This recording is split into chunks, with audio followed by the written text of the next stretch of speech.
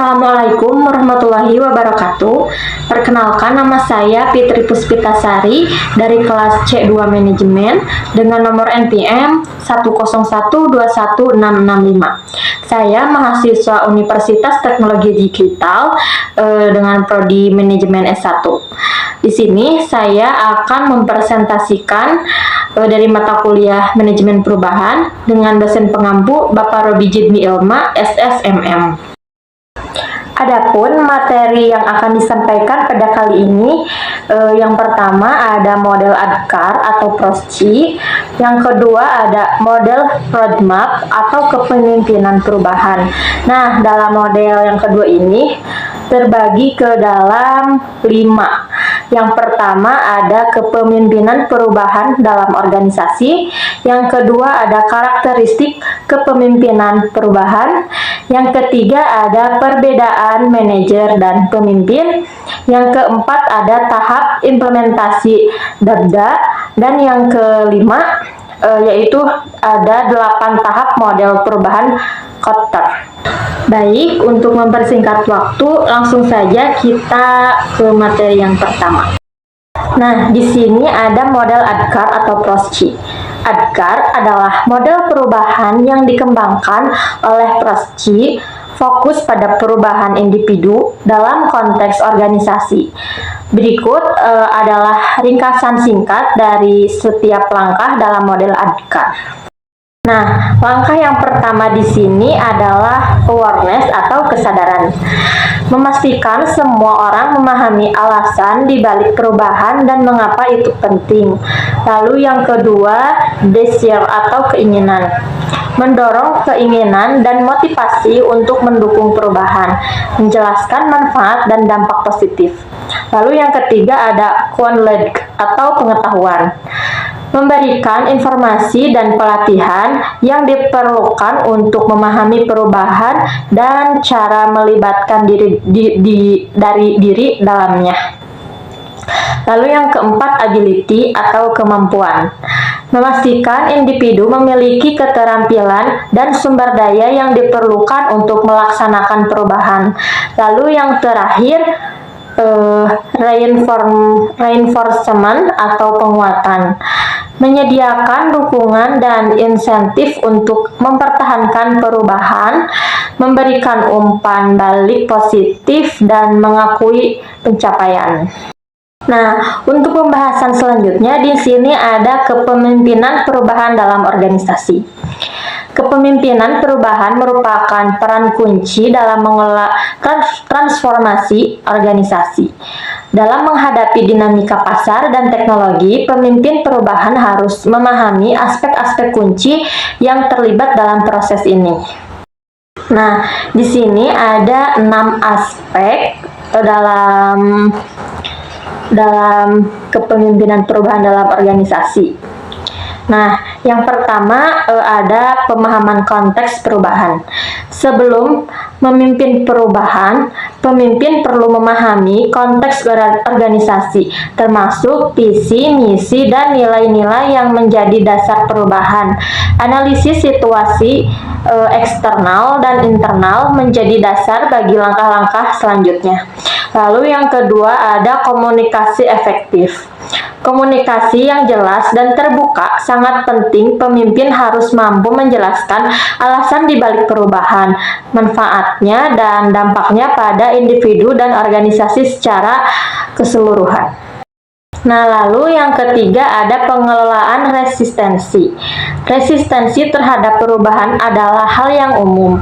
Pemimpin perubahan harus memiliki keterampilan untuk mengidentifikasi dan mengelola resistensi dengan mengajak partisipasi aktif dari anggota organisasi. Lalu yang keempat, memotivasi tim. Memotivasi tim selama proses perubahan merupakan kunci keberhasilan. Pemimpin perubahan perlu membangun budaya yang mendukung inovasi, kolaborasi, dan ketangguhan.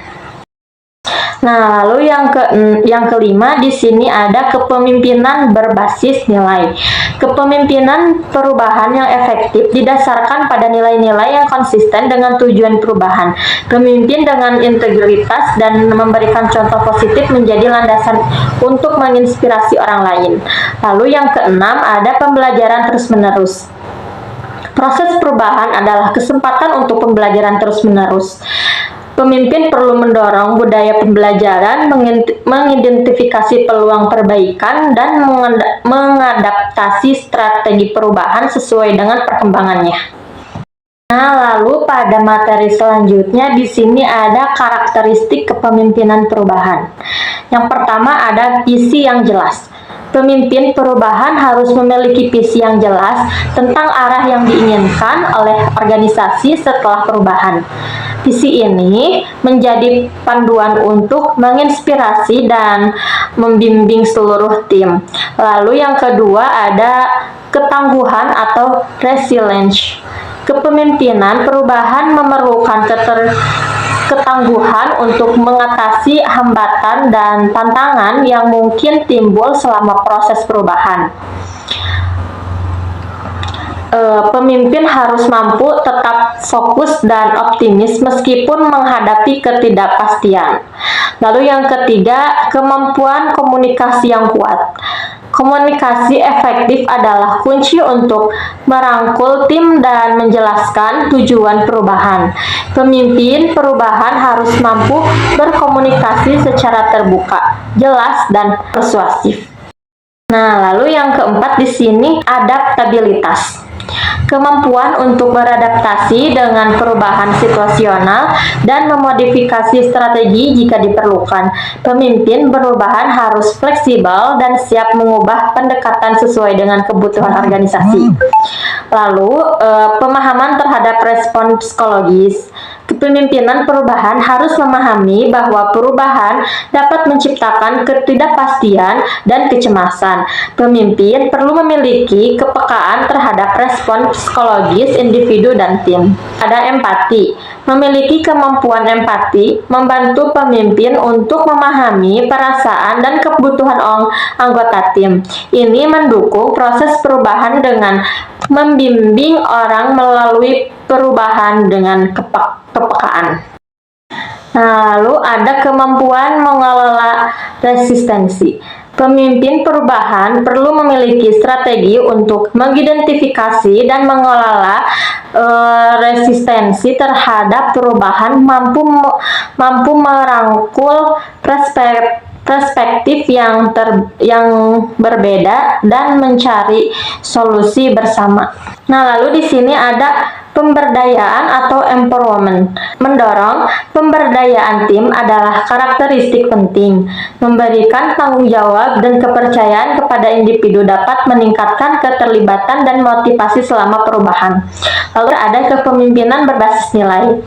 Kepemimpinan perubahan yang efektif diperkuat oleh nilai-nilai yang konsisten dengan perubahan yang diinginkan. Integritas dan konsistensi dalam tindakan membangun kepercayaan. Nah, untuk yang terakhir di sini ada pemimpin pembelajaran atau learning leadership. Kepemimpinan perubahan melibatkan sikap pembelajaran terus-menerus. Pemimpin harus siap belajar dari setiap fase perubahan dan mengadaptasi strategi berdasarkan pengalaman. Nah, untuk materi yang selanjutnya di sini ada perbedaan antara manajer dan pemimpin. Yang pertama di sini ada fokus utama. Manajer fokus pada tugas-tugas organisasional, perencanaan, dan pengelolaan sumber daya. Sedangkan pada pemimpin lebih berorientasi pada menginspirasi, memotivasi, dan membimbing tim. Lalu yang kedua pada tugas administratif, manajer melibatkan diri dalam tugas-tugas administratif dan pengelolaan operasional. Sedangkan pada pemimpin menciptakan visi, membentuk budaya organisasi, dan mengarahkan tim menuju tujuan bersama. Lalu yang ketiga yaitu orientasi terhadap orang. Pada manajer lebih fokus pada pengelolaan pekerjaan dan memenuhi tugas-tugas spesifik. Sedangkan pada pemimpin berusaha mengembangkan dan memotivasi individu, menciptakan ikatan emosional di dalam tim. Nah, lalu yang keempat, gaya kepemimpinannya. Nah, manajer lebih cenderung menggunakan otoritas formal dan kontrol untuk mencapai tujuan, sedangkan pemimpin menggunakan inspirasi dan pengaruh pribadi untuk membimbing orang menuju visi bersama. Nah, untuk materi selanjutnya di sini ada tahap implementasi DABDA dalam perubahan organisasi. Model Kubler-Ross DABDA atau Daniel Enger Bargaining Diversions Acceptance sering digunakan sebagai referensi dalam konteks perubahan organisasi. Nah, pada tahap implementasi DABDA, di sini yang pertama yaitu denial atau penolakan. Pada tahap awal, individu atau tim mungkin menolak atau tidak menerima perubahan yang akan terjadi. Pemimpin perubahan perlu memberikan pemahaman yang jelas tentang alasan perubahan dan manfaatnya. Komunikasi terbuka dan transparan adalah kunci pada tahap ini. Nah, lalu yang kedua ada anger atau marah. Setelah menyadari perubahan, individu mungkin mengalami perasaan marah atau frustasi terkait perubahan tersebut. Pemimpin perubahan perlu mendengarkan dan mengakui perasaan marah serta memberikan wadah bagi ekspresi emosi. Komunikasi yang empatik dan solusi yang konstruktif penting pada tahap ini. Nah, lalu yang ketiga ada bargaining atau tawar-menawar. Individu atau tim mencoba untuk menemukan cara agar perubahan tidak terjadi atau minimal memberikan dampak pada mereka. Ini perubahan perlu berkomunikasi secara realistis tentang batasan-batasan perubahan dan membantu individu memahami adaptasi sebagai bagian dari proses. Nah, yang selanjutnya ada depressions atau depresi. Munculnya perasaan sedih, kehilangan, atau kekecewaan terhadap perubahan yang terjadi. Pemimpin perubahan harus memberikan dukungan emosional, menawarkan peluang untuk mendiskusikan perasaan, dan memberikan panduan tentang langkah-langkah konstruktif selanjutnya. Nah, lalu yang terakhir di sini ada acceptance atau penerimaan. Individu atau tim mulai menerima perubahan dan bersedia beradaptasi dengan lingkungan baru. Pemimpin perubahan perlu memastikan bahwa dukungan dan bimbingan tersedia untuk memastikan menerima yang stabil, meningkatkan keterlibatan, dan memperkuat budaya baru juga menjadi fokus pada tahap ini. Nah, untuk materi yang terakhir di sini ada 8 tahap model perubahan Kotter. Yang pertama yaitu menghimpun keinginan atau establishing a sense of urgency. Membangkitkan pemahaman tentang pentingnya perubahan, mendorong kesadaran akan masalah dan peluang yang perlu diatasi, komunikasi yang kuat tentang alasan perubahan dan konsekuensinya, memobilisasi dukungan dari pemimpin kunci. Nah, lalu yang selanjutnya yaitu bentuk tim pandangan atau forming a powerful building collection. Membangun tim kuat dan berpengaruh yang akan memimpin perubahan, mengidentifikasi pemimpin kunci, memastikan keberagaman keahlian, dan mendefinisikan peran serta tanggung jawab setiap anggota tim.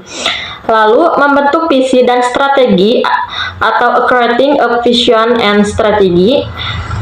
Mengembangkan visi yang jelas untuk perubahan dan merancang strategi untuk mencapainya. Melibatkan tim pandangan dalam merumuskan visi, memastikan visi dapat diartikulasikan dengan jelas dan memberikan arah yang jelas. Lalu di sini ada komunikasi visi atau communication the vision.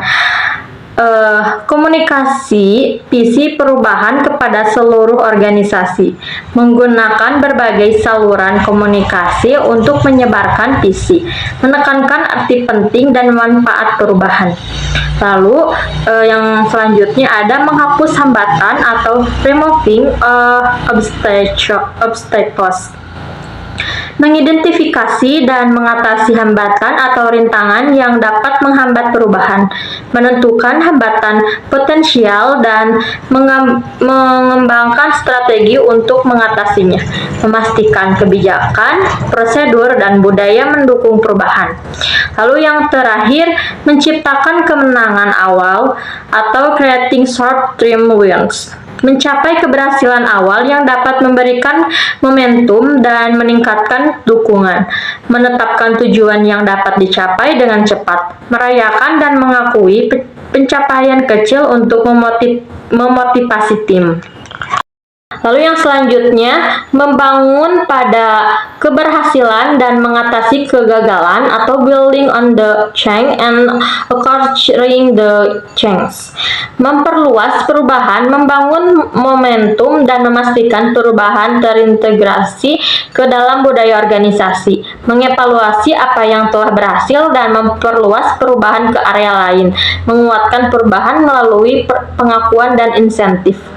Lalu yang terakhir di sini, mengamankan perubahan dalam budaya atau embedding the change in corporate culture.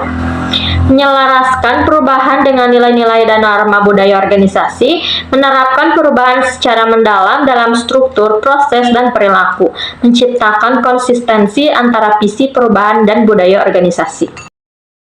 Baik, mungkin hanya itu materi yang dapat saya sampaikan. Mohon maaf apabila ada kata-kata yang kurang dimengerti, mohon dimaafkan. Sekian dari presentasi saya. Terima kasih. Wassalamualaikum warahmatullahi wabarakatuh.